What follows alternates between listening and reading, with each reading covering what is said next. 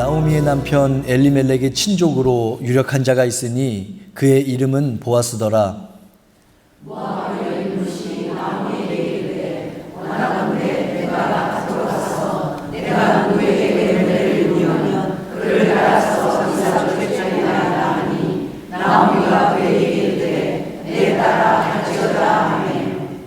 룻이 가서 베는 자를 따라 밭에서 이삭을 줍는데 우연히 엘리멜렉의 친족 보아스에게 속한 밭에 이르렀더라. 마침 보아스가 베들레헴에서부터 와서 베는 자들에게 이르되 여호와께서 너희와 함께 하시기를 원하노라 하니 그들이 대답해 여호와께서 당신에게 복 주시기를 원하나이다 하니라.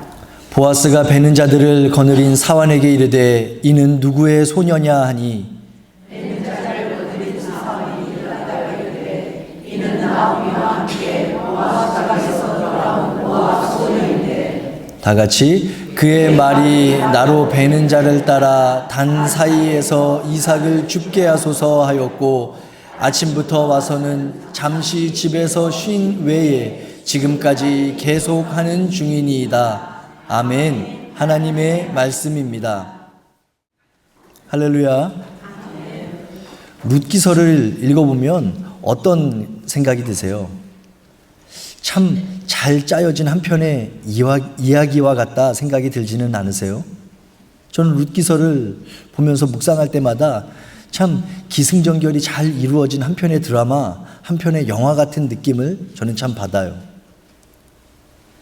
그런데 이 이야기처럼 보이는, 영화처럼만 보이는 이 룻기서 속에서 우리 하나님께서는 위대한 구원의 사역과 원리 그리고 그 비밀을 알려주세요. 그렇기 때문에 룻기서는 신학적인 관점을 우리에게 소개시켜주고 있습니다. 그리고 동시에 룻기서는 역사적인 시간과 흐름 그리고 그 안에서 일어난 사건들을 또 우리에게 기록해서 알려주고 있다는 점에서 역사적인 측면 또한 소개해주고 있어요. 이처럼 룻기서 안에는 신학적인 측면, 역사적인 측면이 잘 어우러진 정말 한편의 이야기와도 같은, 영화와도 같은 하나님의 말씀입니다.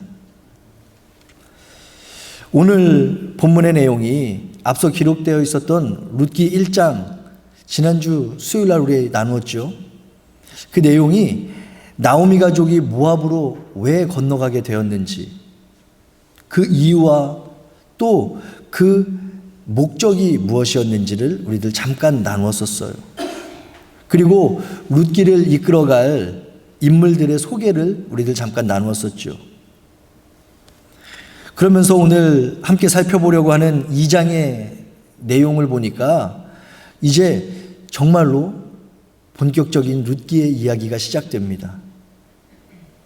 1장 후반부에서 어떤 전환이 있었냐면 배경이 바뀌는 부분이 있었어요.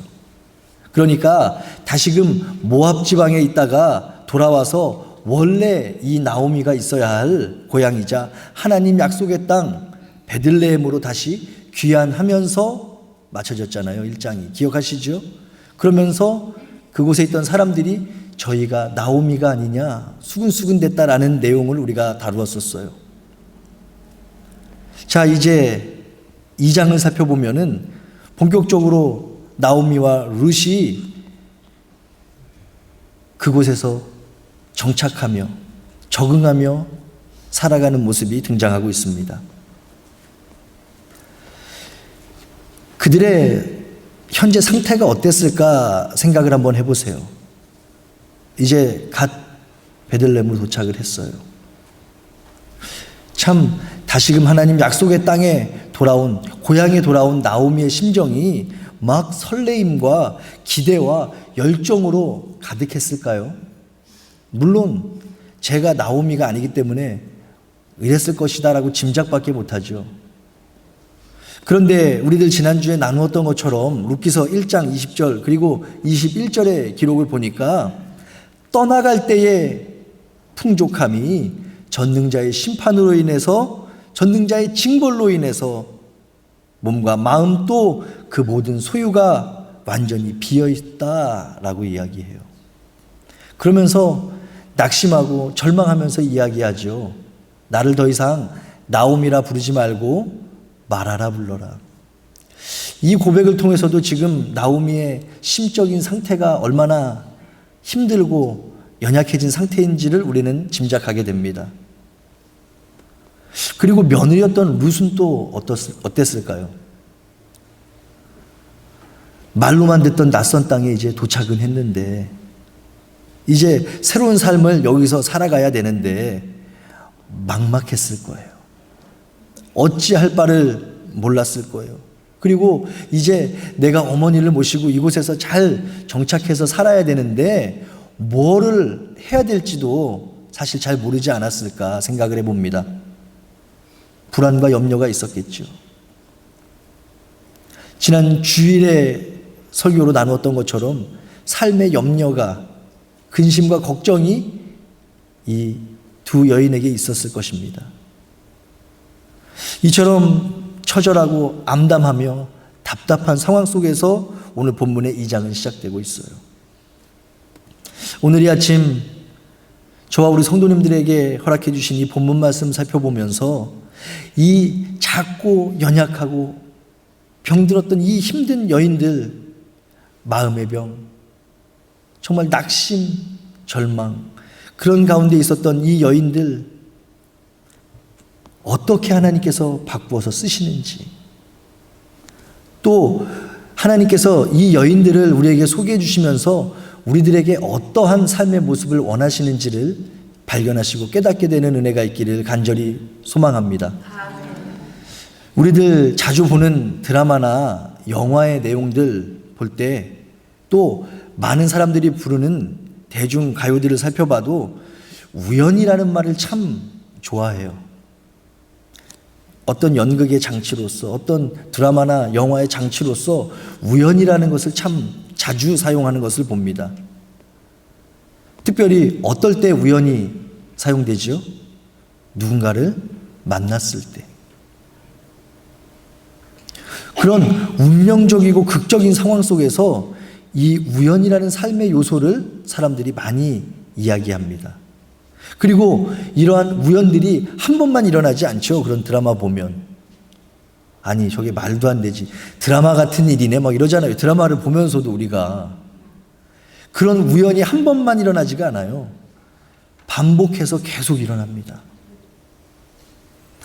그러면서 사람들이 그것을 뭐라 생각하냐면 필연이라고 생각해요.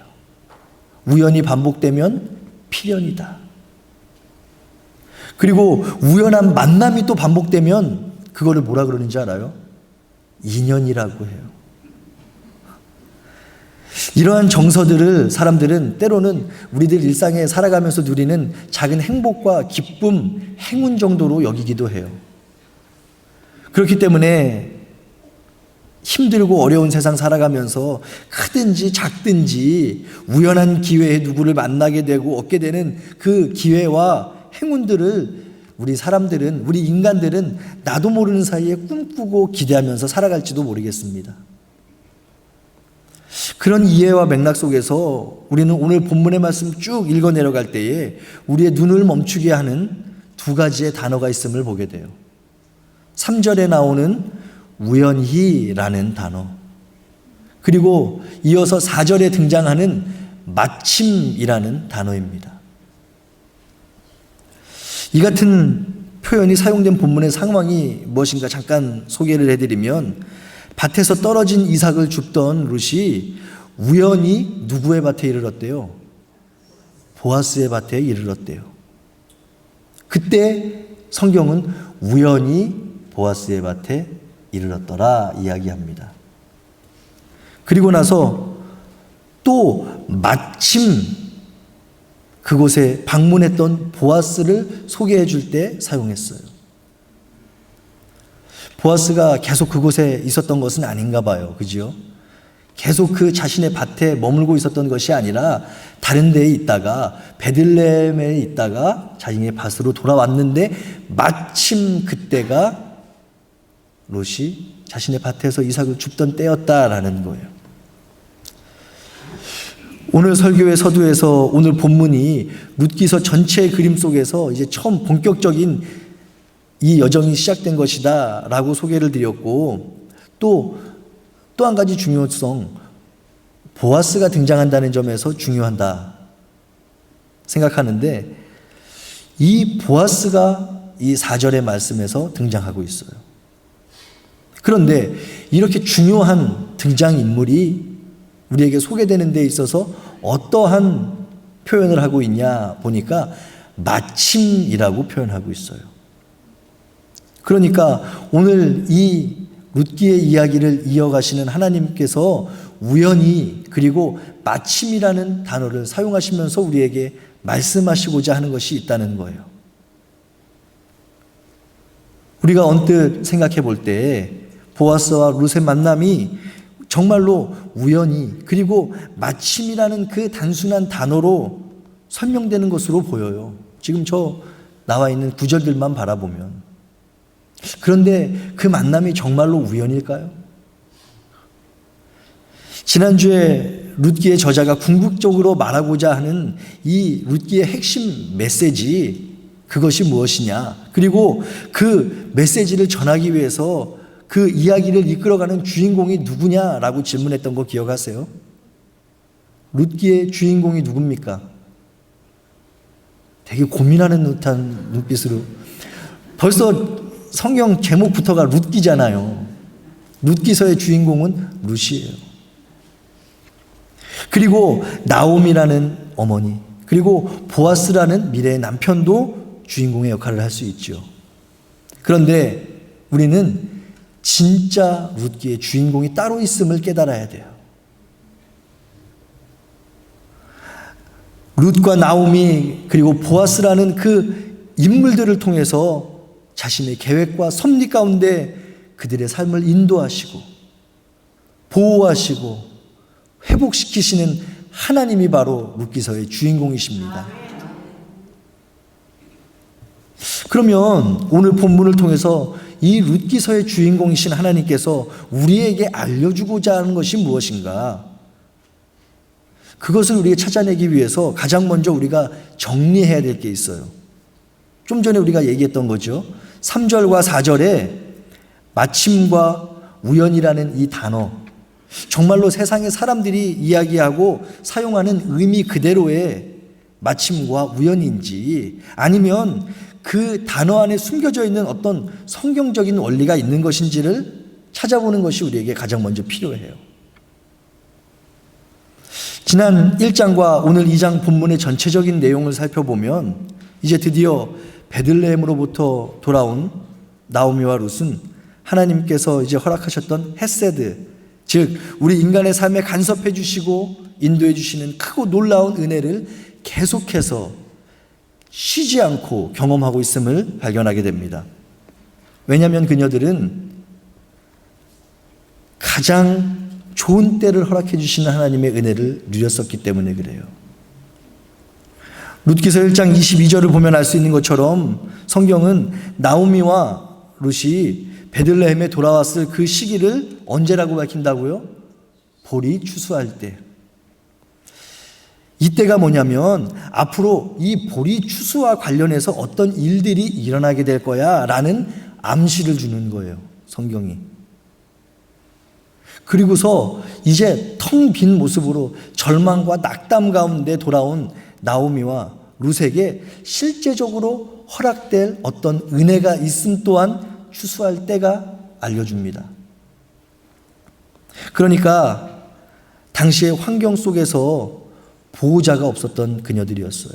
남편이 없다는 것은 자신을 보호해 줄 사람이 없다는 거예요. 지금은 뭐 그렇지 않죠. 오히려 더 잘 사는 것처럼 보이는 분들도 많아요.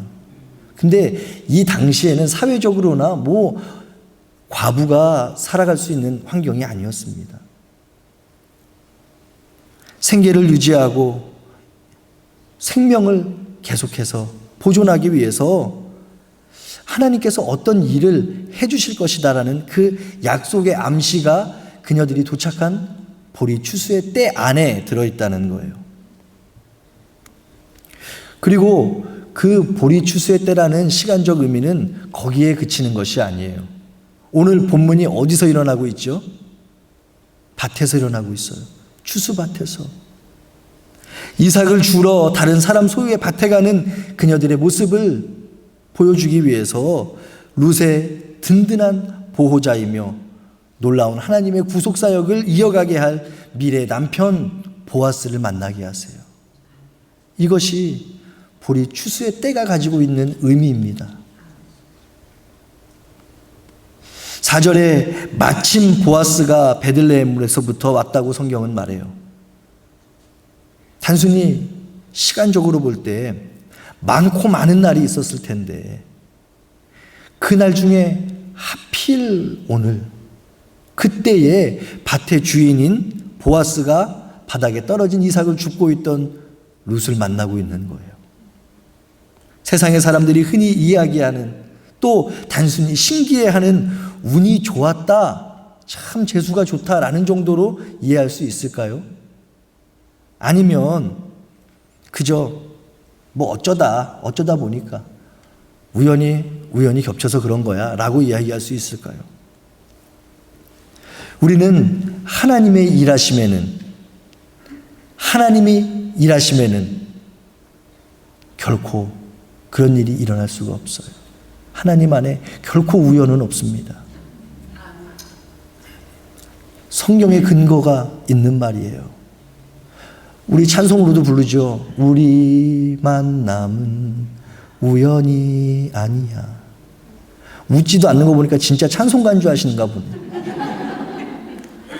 노사연 권사님의 히트곡이죠. 노사연 권사님의. 우리 만남은 우연이 없어요. 우리들이 이렇게 함께 예배하게 하신 것도, 함께 만나서 교제하게 하신 것도 하나님의 놀라운 그 구속사의 관점에서 볼 때 얼마나 귀하고 복된 일인지 몰라요. 그러니까 우리들 친하게 지내야 되겠죠. 하나님께서 이렇게 수많은 우연을 가장한 필연으로 만나게 하셨는데, 수많은 날이 있었을 텐데 바로 오늘, 수많은 장소가 있었을 텐데 바로 이곳에서 저와 우리 성도님들 만나게 하시고, 만나서 그냥 놀게 하신 게 아니라 예배하게 하심이 얼마나 감사한지. 사랑하는 성도 여러분, 하나님 뜻 안에는 우연한 것이 하나도 없습니다. 마태복음 10장 29절을 보세요. 참새 한 마리도 하나님께서 허락하지 않으시면 떨어지지 않는데요. 또 사람의 마음으로 자기의 길을 계획할지라도 그 걸음을 인도하시는 분 하나님만 계시다.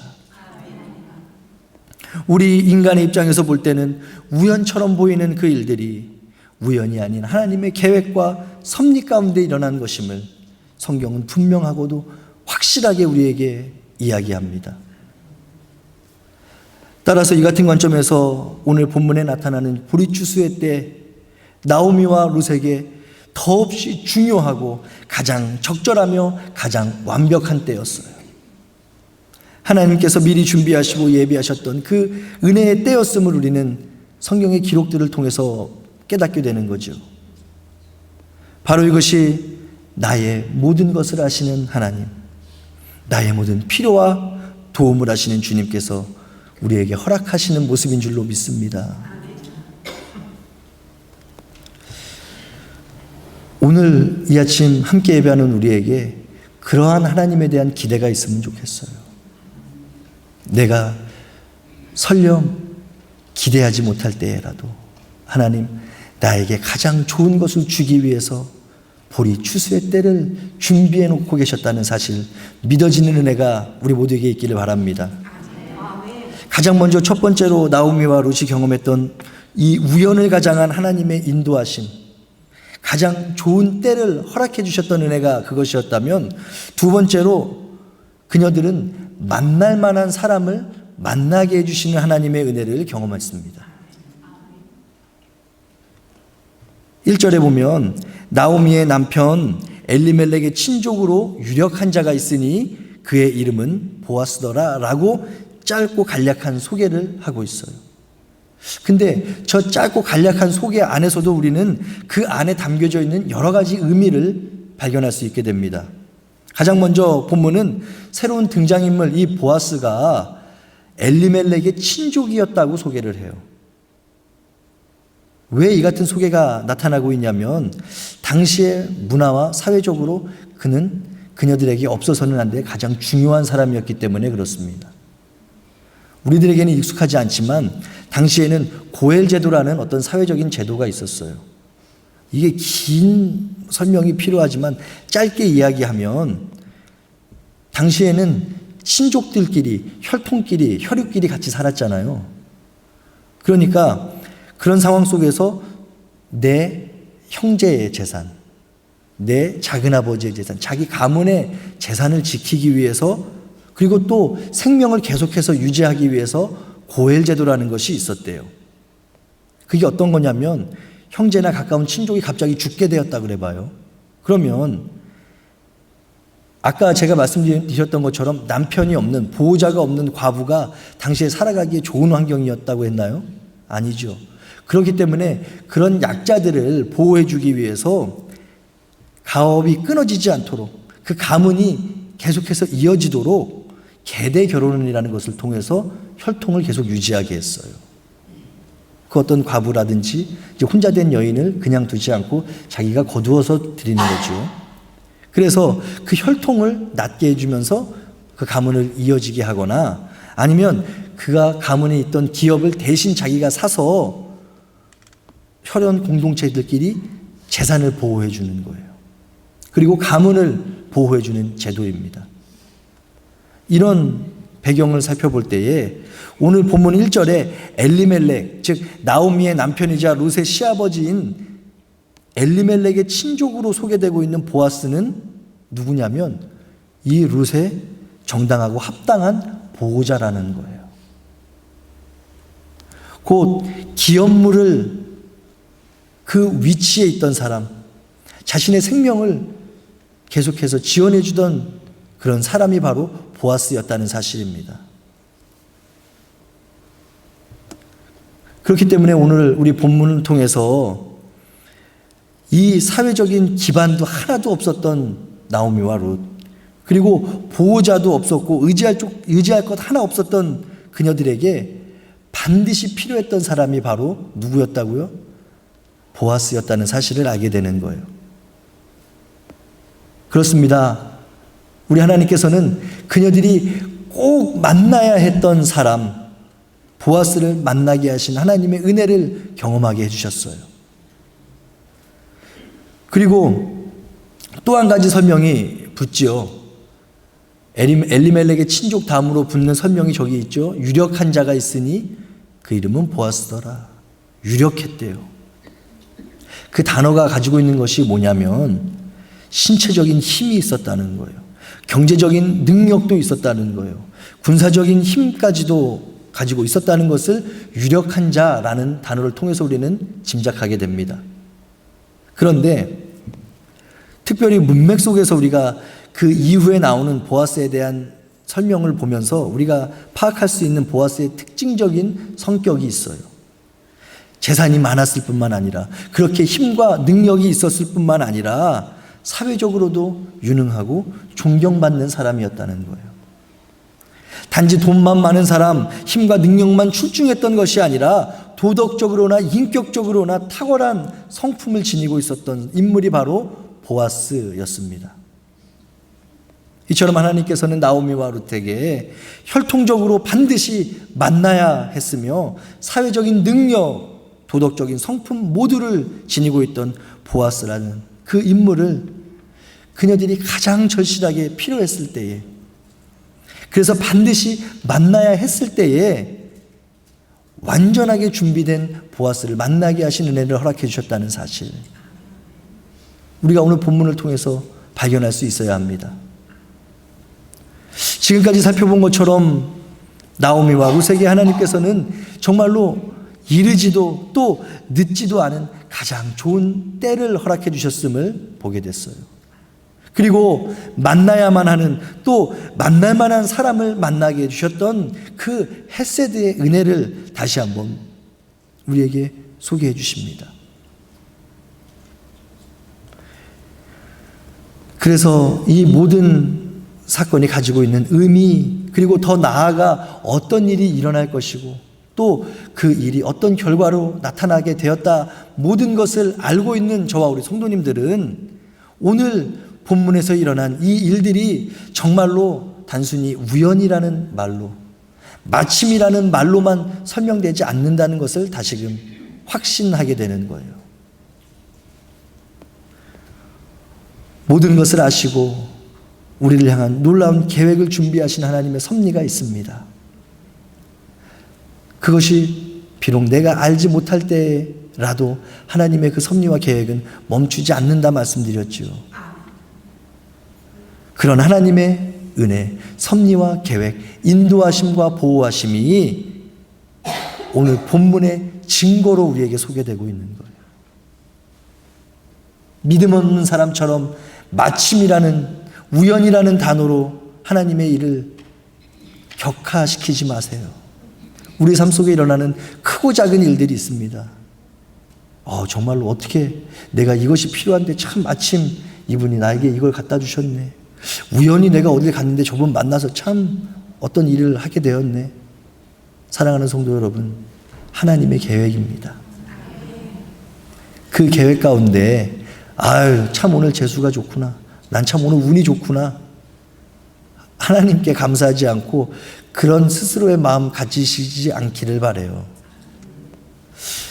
그런데 여기서 딱 설교가 끝나면 좋겠는데 벌써 그렇게 하면 좋겠다는 표정으로 보시네요. 근데 한 가지 우리가 더 생각하고 넘어가야 될 게 남아 있어요. 우리는 또 다른 질문을 마주하게 돼요. 그러면 모든 일들이 하나님의 뜻으로 진행되는 것이면, 하나님의 계획대로 이루어져 간다면 내가 할 것은 무엇이냐라는 거예요. 우리 인간은 그저 앉아서 하나님의 인도하심만 기다리고 있으면 되는 것이냐, 과연 그게 맞나? 라는 질문 하게 되는 거죠. 정말로 하나님의 계획과 도움 의지하고 바라며 살아가는 것, 그리고 주어진 환경 속에서 나의 열심 다해 살아가는 것 참 중요합니다. 어떤 사람이 병에 걸려서 죽게 됐대요. 근데 참 기도를 많이 하시는 사람이었어요.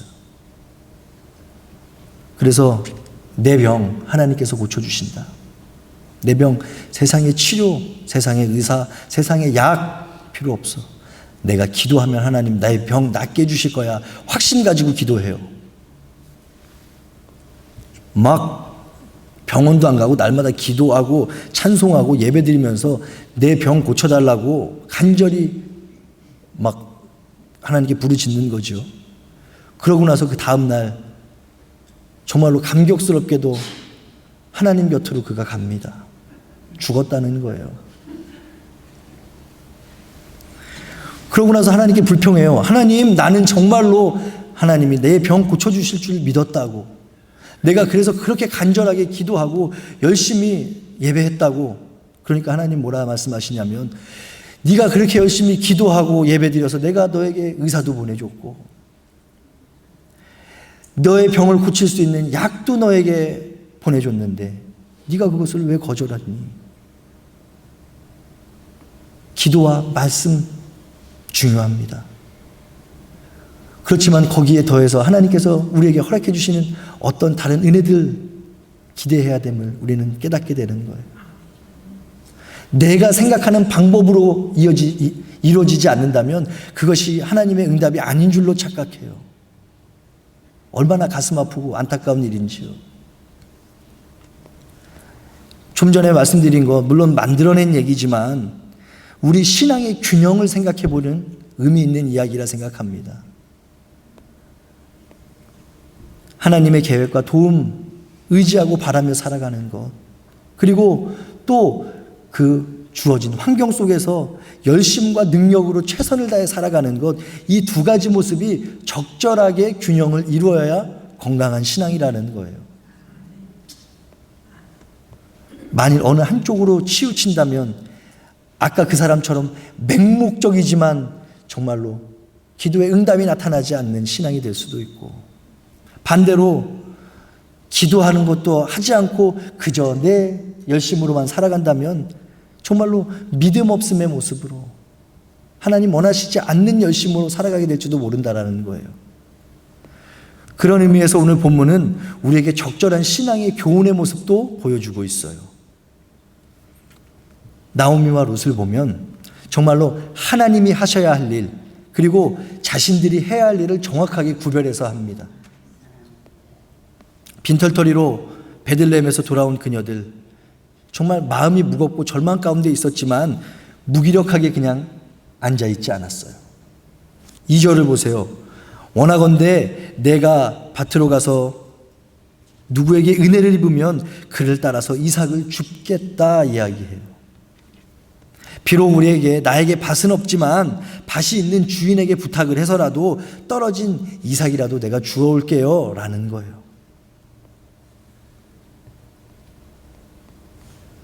정말로 열심히 있게 주어진 상황 가운데 그래도 나름의 최선을 다하는 모습이지요.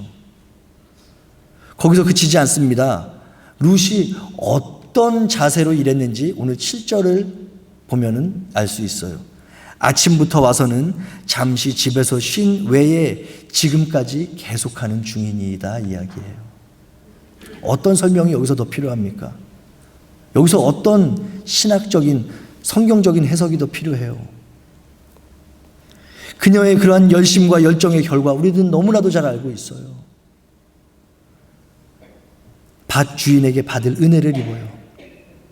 떨어진 이삭 정도를 기대하던 룻에게 하나님 그것과 비교도 안 되는 은혜를 준비해 주셨음을 우리는 깨달아야 합니다. 하나님의 도우심만을 구하고 하나님의 만져주심만을 바라고 아무것도 하지 않고 있다면 우리들 얻게 되는 거 정말 아무것도 없을지도 몰라요. 남의 밭에서 이삭을 줍는다는 것 얼마나 수치스럽고 얼마나 창피하고 하찮은 일이에요.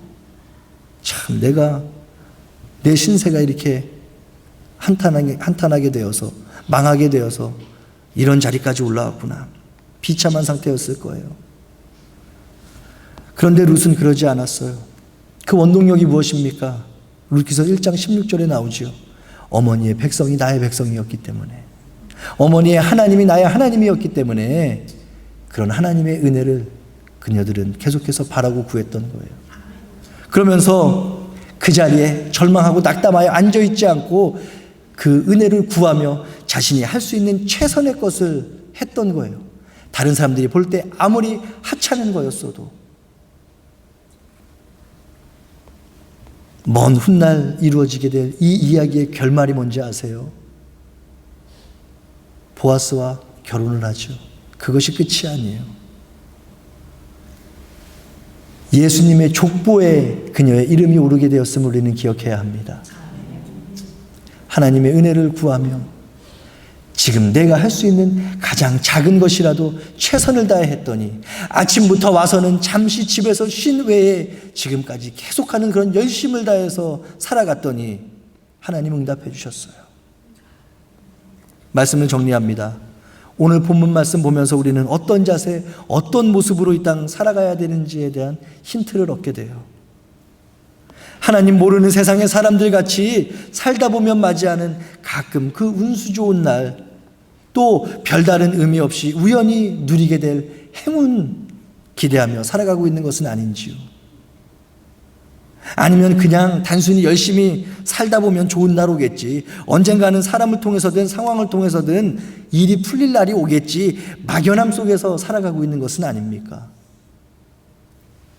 나오미와 룻이 이방 땅 모압으로부터 깨닫고 돌이켜 하나님의 품 베들레헴으로 돌아왔을 때, 그리고 그곳에서 그 상황에서 자신이 해야 할 바를 최선을 다해 묵묵히 감당했을 때에 그들의 필요를 아셨던 하나님, 가장 적절한 때를 아셨던 하나님, 그것을 허락해 주시고 만나게 하셨던 하나님이 계셨음을 우리는 기억해야 합니다. 사랑하는 성도 여러분, 이 땅 살아가시면서 막연한 우연 바라고 기다리지 마세요. 확신 가지고 최선을 다해 살아가는 삶의 모습으로 하나님께 대답하십시오.